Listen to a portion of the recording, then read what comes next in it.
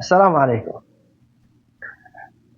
In the name of Allah, the most gracious and the most merciful, all praise is due to Allah, the sustainer and the nourisher of the whole universe, the most compassionate, the most high.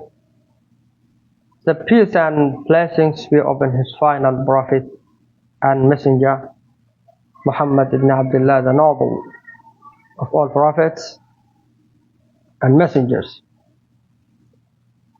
Today, my brothers and sisters, I would like to take this opportunity to start reading in one of the most important books in the field of Islamic faith and Islamic studies.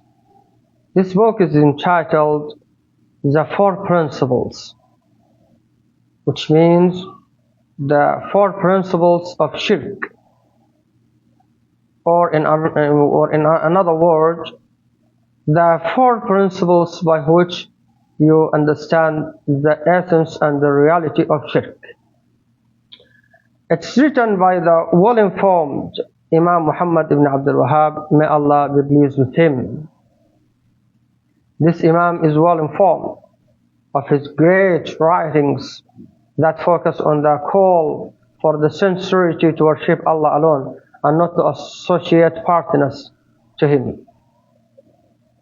Modern Islamic scholars paid much attention to the writings of the Imam and pulled many efforts in spreading and clarifying them to the Muslim world, as they be a solution to most of the current problems. Moreover, many students of knowledge also realize the need to convey this scientific wealth to the English-speaking world, so as to be aware of the correct belief and what opposes it in more details. Therefore, these valuable little books were translated almost to all of the common languages spoken all over the world today. Imam Muhammad ibn Abdul Wahhab was born and brought up in Peninsula about 2,050 years ago. The peninsula at that time witnessed a very complex social and religious atmosphere, while Muslims were set in different groups. These groups used to fight each other because each of them considers the other to be non-Muslim. Each of these groups used to consider the other to be non-Muslim because they differ with them in the way they believe in God Almighty. Therefore, the Muslim community lived in discrimination based on tribalism, ethnicity, socialism, and so on. So they lost the link of Islam, which could bind them together. Imam Muhammad ibn Abdul Wahhab at that time started to call them to Allah and remind them of the noble purpose of their creation, as Allah said, I did not create jinn and men, وَمَا خَلَقْتُ الْجِنَّ وَالْإِنسَ, except to worship me alone.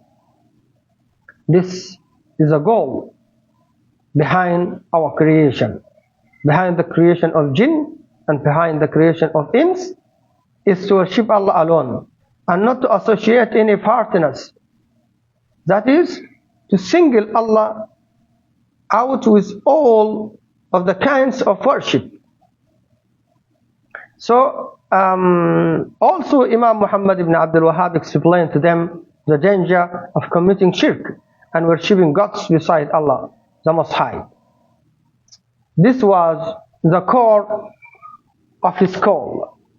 As Allah, the Most High, said, O Muhammad, this is my path.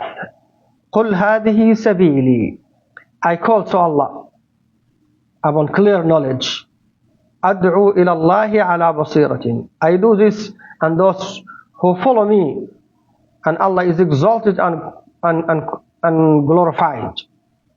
I do this, and those who follow me, أنا ومن اتبعني, and I am not of those who commit shirk. وما أنا من المشركين. This is the call of Imam Muhammad ibn Abdul Wahhab. So that many people at that time, and also in this time, refuting and telling lies about Muhammad ibn Abdul Wahhab and refuting his da'wah or his path, which is based on the